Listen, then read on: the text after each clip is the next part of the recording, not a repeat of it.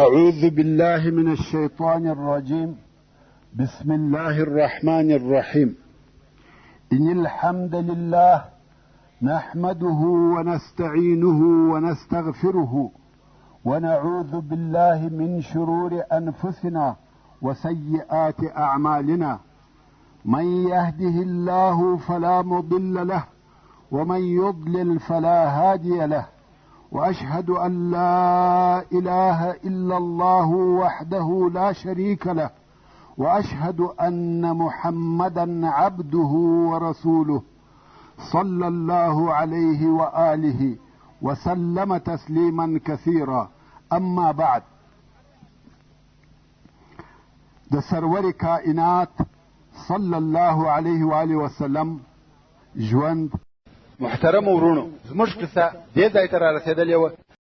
لسمه واقعه د بدر د جنگ په ورځ یو صحرایي عرب چې نوم یې قباف ابن اشم و، دغه د بدر په منطقه کې موجود و. کم وخت چې لښکرې ولیدې پوه سو چې جنگ کیږي، نو د هلته پر یوه غونډۍ د سیل دپاره ورته کښېنستی.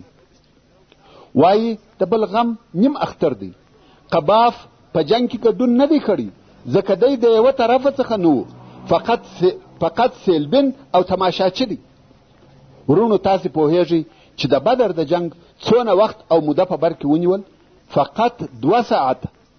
دا ټوله غذا دغه لوی نوم فقط 2 ساعته وه، نه ورځې وې نه هفتې، بلکې 2 ساعته وه. نو قباف فکر کاوه چې دا جنگ به اوږد جنگ وي، او دا یې خیال او ګمان و چې د مسلمانانو لښکر ماتیږي، ځکه د مسلمانانو شمیر نسبت و کفارو ته ډېر لږ و. کفار 1000 نفره دي او مسلمانان 300 نفره دي. نو ناست دی او د مسلمانانو د شکست انتظار کوي. خو هغه 2 ساعته وروسته کفار په تیښته سوه. نو قباف د ځان سره خبرې کوي، وایي والله ما په ژوند داسې عجبه نه ولیدلې، داسې ځغلي لکه ښځې. په 2 ساعته کې کفار تت او پرک سوه. دا په تاریخ کې هغه کوتاهترین جنگ دی. دغه قباف ابن اشم هغه وخت نو مسلمان، خو بیا په وروسته کې د خندق یا د حدیبیې تر غزا وروسته مدینې منورې ته د اسلام راوړلو دپاره ولاړی. مګر د مخه تر دې چې مسلمان سي، غواړي چې د مسلمانانو حال ځان ته معلوم کړي چې څنګه خلق او څنګه اخلاق دي. دی ناست دی خپل کشفیات او معلومات کوي چې رسول الله صلی الله علیه و آله وسلم ورغږ کړه، یا قباف د ویل ها. رسول الله صلی الله علیه و آله وسلم وفرمایل ته هغه نه یې چې بدر ته حاضر سوی وې او سیل دې کاوه؟ ویل هو، هغه یم. نو ویل د بدر په ورځ دې څه وویل؟ قباف ویل مقصد دې څه دی؟ رسول الله صلی الله علیه و آله وسلم وفرمایل ایا تا د بدر په ورځ د ځان سره نه وویل چې والله ما په ژوند داسې عجبه نه ده لیدلې، داسې ځغلي لکه ښځې؟ قباف وویل اشهد ان لا اله الا الله واشهد انک رسول الله. والله دا خبره ما و هیڅ چاته نه ده کړې، دا خبره ما د خپل ځان سره کړې وه، او د هغه راهیسې بیا هیڅ چاته هم نه دي ویلي. دا عجبه ده، ما 2 کاله د مخه د خپل ځان سره یوه خبره کړې وه، او ته هغه خبره اوس راته بیانوې؟ دا بې له نبي څخه د بل چا کار نه دی. قباف ایمان راوړی او مسلمان سو. د بدر جنگ په دغه چټکي او په دغه عجبه طریقه پای ته ورسېدی. نه شپې وې نه ورځې، فقط په 2 ساعته کې دغه جنگ د کفارو په ډېر بد شکست او د مسلمانانو په واضحه او ښکاره کامیابۍ پای ته ورسېدی. په بدر کې د مسلمانانو شهیدان ټوله 14 نفره دي، چې 6 نفره مهاجرین دي او 8 نفره انصار دي، او نومونه په دې ډول سره دي.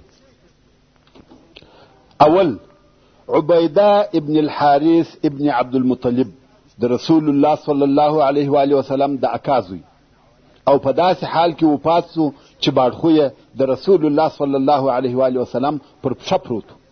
کم وخت چې روح ووتی، رسول الله صلی الله علیه و آله وسلم وفرمایل اشهد انک شهید، زه شاهدی ادا کوم چې ته شهید یې. دوهم، عمیر ابن ابي وقاص. دریم، ذو الشمانین ابن عبد عمر. څلرم، عاقل ابن البكير. پنځم مهجع مولا عمر ابن الخطاب. شپږم صفوان ابن بيضاء. دا شپږ نفره مهاجرین و. او د انصارو څخه اول سعد ابن خیثمه. دوهم مبشر ابن عبد المنذر. دریم یزید ابن الحارث. څلورم عمیر ابن الحمام. پنځم رافع ابن المعلا. شپږم حارثه ابن سراقه. اوم او اتم عوف او معاذ د عفرا زامن رضی الله تعالی عنهم اجمعین. اوس چې جنگ خلاص رسول الله صلی الله علیه و آله وسلم په میدان جنگ کې ووژل سو کسانو ته ودرېدی او وی فرمایل تاسې د خپل نبی د پاره بد قوم واست. تاسې زه درواغجن وبللم او خلقو می تصدیق وکړي. تاسې پرېښولم او خلقو می کومک وکړي. تاسې زه د خپله ښاره وایستلم او خلقو ځای راکړي. بیا نو رسول الله صلی الله علیه و آله وسلم امر وکړي چې دغه د کفارو مړي کش کړي او یو ساعته یې واچوي. هلته د کفارو د لښکرو ځای ته نږدې یو وچ څا و. ویل دغه مړي ورکش کړي او دغه څا ته یې واچوي. نو د کفارو مړي یو یو راټول کړه سوه او دغه څا ته یې ور اچول. ابو جهل، عتبه، شیبه او داسې نور چې ټول د مکې مکرمې د مشرکانو مشران وه څا ته ور واچول سوه. کم وخت چې عتبه ابن ربیعه د ابو حذیفه رضی الله تعالی عنه پلار د څا وخواته کش کړه سو، رسول الله صلی الله علیه و آله وسلم د ده د زوی ابو حذیفه رضی الله تعالی عنه مخ ته وکتل. د هغه په مخ کې غم او تغییر ولیدی. رسول الله صلی الله علیه و آله وسلم ورته وویل یا ابا حذیفه شاید ستا د پلار د دغه حاله څخه ستا په زړه کې یو شی درګرځي. ابو حذیفه ویل یا والله یا رسول الله زه د خپل پلار په وژل کېدو هیڅ نه یم خفه سوی، خو صرف ما ته زما د پلار هوښیاري، حلم او فضیلت را معلوم و. زما دا امید و چې دغه شیان به و اسلام ته هدایت کړي. خو کم وخت چې ما د ده وژل کېده ولیده او دا را په یاد سوه چې دی پر کفر مړ سو، دا د هغه څخه مخالف و چې ما د ده دپاره غوښته. دغه غمجن کړم. رسول الله صلی الله علیه و آله وسلم و ابو حذیفه ته د خیر دعا وکړه او د خیر خبرې یې ورته وکړې. او بیا چې مسلمانان راغله او غواړي چې امیه ابن خلف کش کړي، هغه امیه چې حضرت بلال او نورو انصارو وژلی و. سبحان الله، په دغه لږ وخت کې یې بوی کړی و، پړسېدلی و. صحابه کرام غواړي چې کش یې کړي، مګر دی د کشولو قابل نه و، غوښې یې تویېدې، شورېدلی و. رسول الله صلی الله علیه و آله وسلم وفرمایل پرېږدي. نو یې پر دغه ځای ډبرې پر ور وغورځولې او په ډبرو کې یې پټ کړي. نه قبر پر جوړ سو، نه څا ته واچول سو، سربیره پر مځکه په ډبرو کې پټ سو. اوس به د جنگ و بندیانو ته راسو. رسول الله صلی الله علیه و آله وسلم د جنگ په بندیانو کې چې 80 نفره وکتل. په بندیانو کې یې 2 نفره ولیده چې د رسول الله صلی الله علیه و آله وسلم ډېر لوی دشمنان وه. یو یې نظر ابن الحارث و. دا هغه سړی دی چې ډېرې قصې یې زده وې، ګشته او خبریاله سړی و. هر ځای چې به رسول الله صلی الله علیه و آله وسلم ناست و، دی به هم هلته نږدې ورته کښېنستی، قصې به یې کولې. خلق به د رسول الله صلی الله علیه و آله وسلم او د اسلام د خبرو او د قرآن مجید د اورېدلو څخه په خپلو قصو راګرځول. او د قصو په پای کې به ویل څوک وایي چې محمد صلی الله علیه و آله وسلم تر ما بهتر دی، زما او د ده څه فرق دی؟ زما خبرې هم پخوانۍ قصې دي او د ده خبرې هم پخوانۍ قصې دي. او په قرآن مجید کې چې هر ځای د اساطیر الاولین لفظ راغلی دی، هغه د دغه نظر ابن الحارث د دغې وینا رد او جواب دی.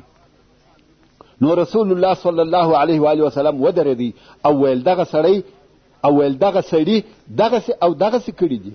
هغه د ده اعمال یې ذکر کړه او بیا یې حضرت علي رضی الله تعالی عنه امر کوي، ویل یا علي ولاړ سه او ویې وژنه. دلته نو نظر ابن الحارث د حضرت علي رضی الله تعالی عنه په واسطه ووژل سو. او بیا رسول الله صلی الله علیه و آله وسلم د کفارو هغه بل مشر ته چې عقبه ابن ابي معيط وکتل چې دا هم د کفر د رئیسانو څخه یو رئیس و. رسول الله صلی الله علیه و آله وسلم وفرمایل تاسې خبر یاست چې دغه سړي څه کړي دي؟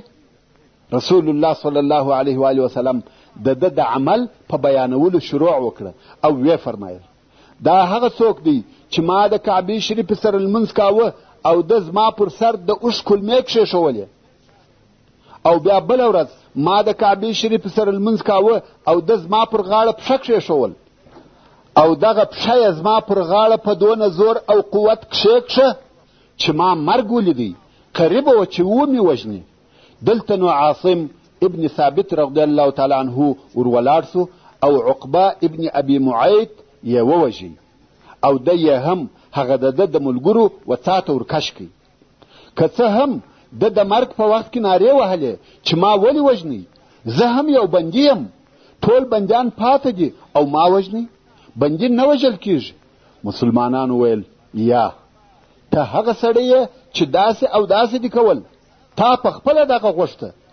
دغه دواړه کسان د حرب مجرمین بلل کېده، نو د بندیانو څخه دغه 2 نفره ووژل سوه او هغه څاته ورواچول سوه، او د بندیانو په جمله کې یو هم سهیل ابن عمرو و.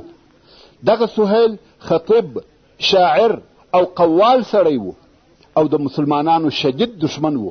همیشه به د اسلام او مسلمانانو پر ضد اشعار ویل او بیانیې به ورکولې. کم وخت چې عمر ابن الخطاب رضی الله تعالی عنه دغه سهیل د بندیانو په ډله کې ولیدی، نو ویل یا رسول الله دغه سهیل هغه د کفارو خطیب دی، اجازه راکړه چې ویې وژنم. رسول الله صلی الله علیه و آله وسلم وفرمایل پرېږده یا عمر. بیا عمر رضی الله تعالی عنه ویل اجازه راکړه چې غاښونه یې ور وکاږم چې په آینده کې بیا خبرې نسي کولای، او پس له نن ورځې بیا ستا او د مسلمانانو پر ضد خبرې ونه کړي. رسول الله صلی الله علیه و آله وسلم ویل پرېږده یا عمر، شاید داسې یو کار وکړي چې بیا به بد نه پروایه. او واقعا دغه سړی بیا په وروسته کې مسلمان سو او اسلام یې هم په صدق او اخلاص سره و. د رسول الله صلی الله علیه و آله وسلم تر رحلت وروسته کم وخت چې خلق مرتد سوه او د دینه واوښته، د مکې مکرمې خلق هم قریبه وه چې دین پرېږدي او د اسلام څخه واوړي، مګر هغه څوک چې اهل مکه یې د کفر او مرتد کېدو څخه راوګرځول او پر اسلام ثابت پاته سوه، دغه سهیل ابن عمرو و. پاکي دې هغه ذات لروي چې د خلقو په حالاتو کې تغییر راولي. د ابو طلحه رضی الله تعالی عنه څخه روایت دی چې د رسول الله صلی الله علیه و آله وسلم دا عادت و، پر کم قوم چې به غالبه او کامیابه سو هلته به 3 شپې تېرولې. نو کم وخت چې په بدر کې یې 3مه ورځ وه، امر یې وکړي چې زما اوښه راولئ، او پر هغه خپل سامان وتړئ او رهي سو.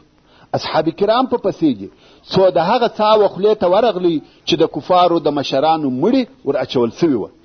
د څا پر خوله ودرېدی او هر یوه ته د هغه په نامه او د پلار په نامه ورنارې کړه، یا ابا جهل ابن هشام، یا عتبه ابن ربیعه، یا شیبه ابن ربیعه، یا ولید ابن عتبه، یا ابو البختری ابن هشام، یا عقبه ابن ابي معيط، یا نضر ابن الحارث.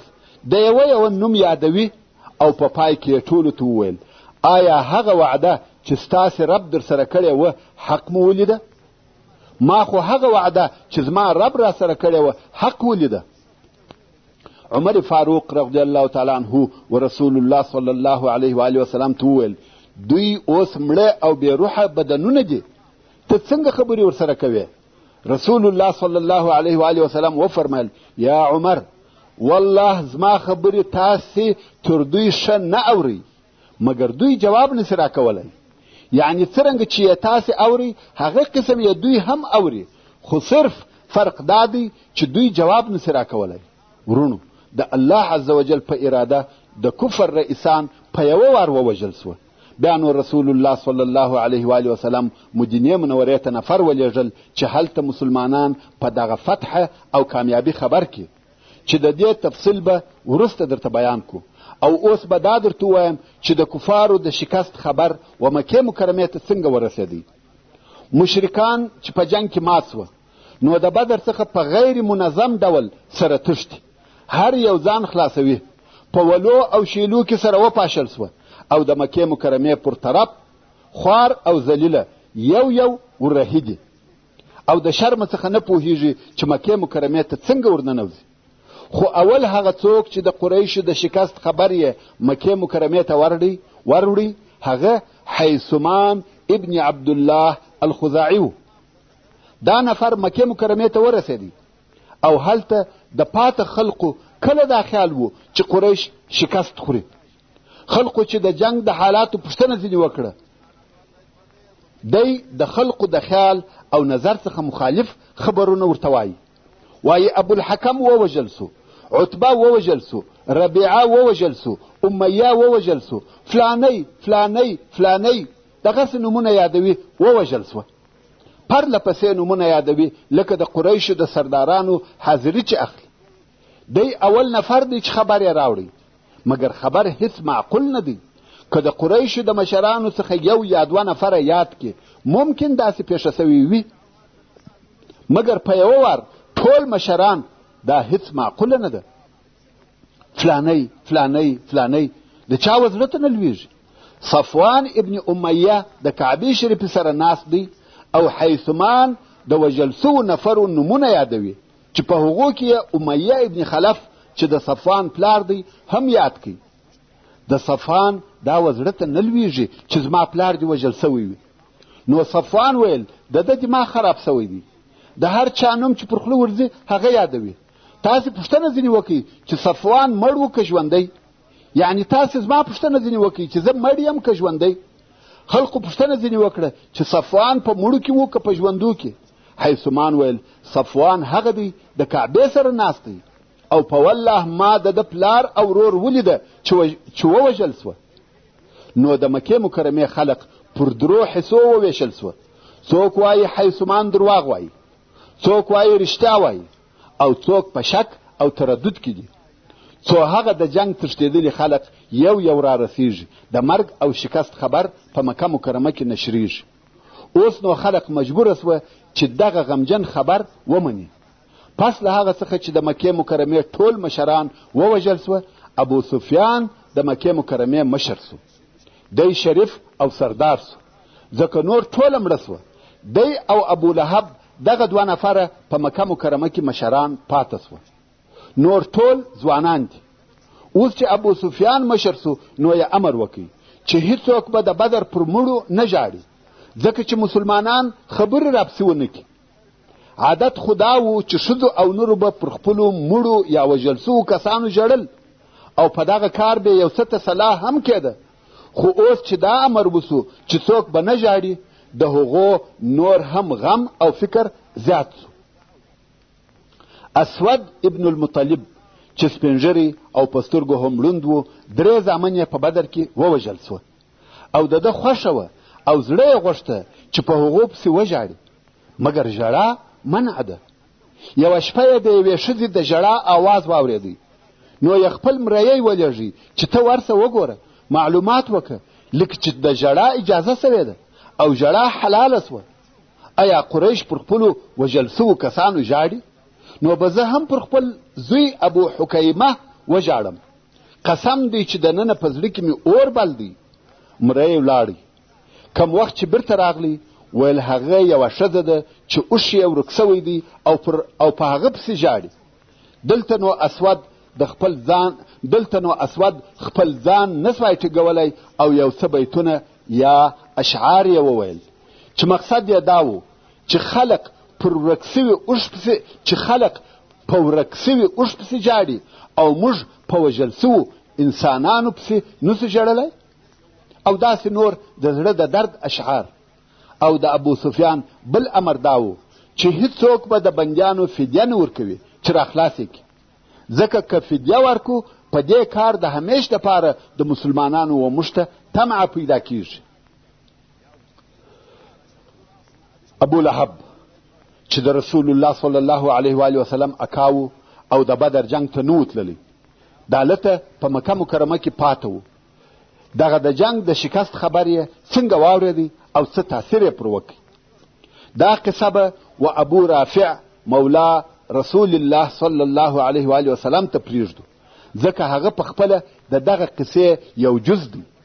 ابو رافع وایي زه د عباس مریی وم او اسلام زموږ کورنۍ یعنی د عباس کورنۍ ته را داخل سوی و. عباس مسلمان سو، ام الفضل چې د عباس ښځه وه هغه مسلمانه سوه او زه مسلمان سوم. خو عباس خپل اسلام پټاوه او ابو لهب چې جنگ ته نو تللی، کم وخت چې د مشرکانو د شکست خبر ورته راغلی، الله عز وجل کښته او ذلیله کړي او موږ په خپلو ځانو کې قوت او عزت حس کړي. ابو رافع وایي زه ضعیفه سړی وم او غشي مې جوړول، نو د عباس په کور کې په هغه خپله کوټه یا خونه کې ناست وم، خپل غشي جوړوم. ام الفضل چې د عباس ښځه ده هغه هم راته ناسته ده او په دغه خبر چې مسلمانان کامیابه سوه او کفارو شکست وخوړي ډېر خوشحاله یو. که ګورو چې ابو لهب چې د شر علامې پر ښکاره دي راغلی او د هلته په دغه کوټه کې راته کښېنستی، شایه زما وخواته ده. دی غواړي چې د ام الفضل څخه معلومات وکړي او په دغه باره کې خبرې ورسره وکړي. په دغه وخت کې د خلقو غږ او نارې سوې چې دغه دی ابو سفیان ابن الحارث ابن عبدالمطلب د جنگ څخه راغلی. دغه ابو سفیان د رسول الله صلی الله علیه و آله وسلم د اکا زوی د ابو لهب راره او مشرک و. ابو لهب ورته ویل دلته راسه، قسم دی چې ستا سره به د جنگ خبرونه وي. ابو سفیان و ابو لهب ته کښېنستی او خلق شاوخوا ورته ولاړ دي. ابو لهب ورته وایي ای وراره بیان راته وکړه، خلقو ته څه پیښه سوه؟ ابو سفیان وایي موږ چې د قوم سره مخامخ سوو بل څه نه وه، بس ځانونه مو ورتسلیم کړه، څنګه چې د دوی خوښه وه هغسې یې وژلو او هغسې یې بندیانولو. ابو لهب ورته وایي په جنگ کې چا ډېر په عذاب کړاست؟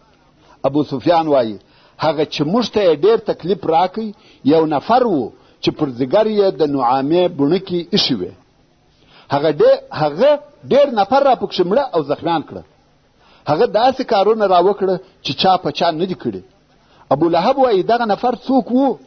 ابو سفیان وایي موږ چې بیا وروسته پوښتنه وکړه هغه حمزه ابن عبدالمطلب و.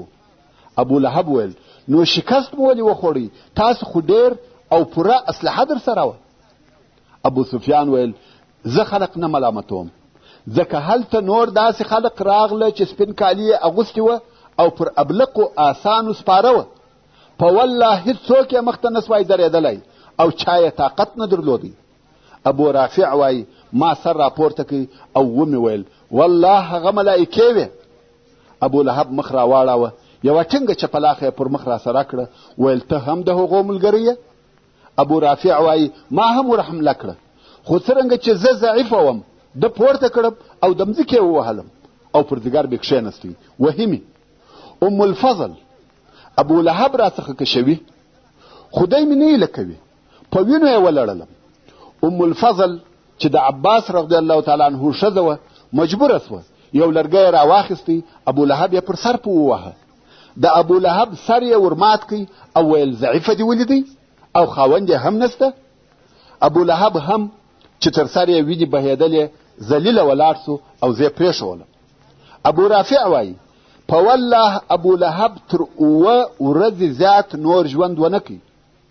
اوس چې ابو لهب خپل کور ته زخمي او غمجن لاړی، هلته نور هم مرض پسې زیات سو. هغه غم او دا مریضي چې سره یو ځای سوه، نو یو بل مرض یې وزېږاوه چې په عربي کې ذات الجنوب یا ذات الجنب ورته وایي، او څوک وایي د عدسه په مرض اخته سو چې دغه دواړه مرضونه هلاکونکي وه او عربو هم ډېر بد ځینې وړه، ساري مرضونه یې بلل.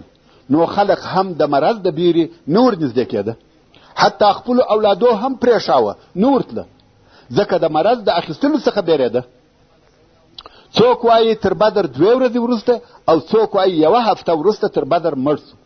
نو ابو لهب په داسې مریضي مړ سو چې خلق یې پوښتنې ته هم نه ورتله، حتی پس له مرګه یې اولادونه د ښخېدو دپاره نور نږدې کېده. په هغه خونه کې پروت و، څو وپړسېدی او بویه وکړ. خلقو د هغه وزامونو ته پیغورونه ورکول چې پلار مو بې له ښخېدو پرې ایښی دی. زامنو یې ویل موږ د مرض د بیرې څخه نسو ورنږدې کېدلی. محترمو ورونو، څرنګه چې پیته پای ته ورسېده او داسې راته معلومیږي چې زموږ هره فتنه به د قصې په مابین کې پای ته رسیږي، نو د قصې پاته واقعات به په راتلونکې پنځمه فتنه کې واورئ ان شاء الله تعالی. وصلى الله تعالى على خير خلقه محمد وآله وأصحابه وأهل بيته أجمعين. والسلام عليكم ورحمة الله وبركاته.